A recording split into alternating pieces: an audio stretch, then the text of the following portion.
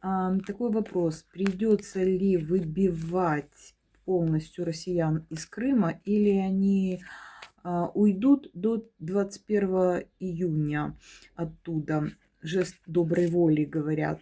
Говорят, что им дали срок до 21 числа. Ну, давайте глянем, будет ли сопротивление, когда Украина будет брать под свою юрисдикцию и контроль Крым.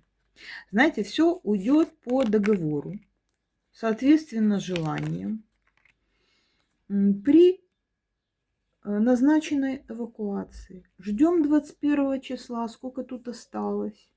Сегодня 19, завтра 20, послезавтра 21. Такое дело. А продуктовый кризис, он-то не дремлет, понимаете? Вот что происходит. Такая сказочка.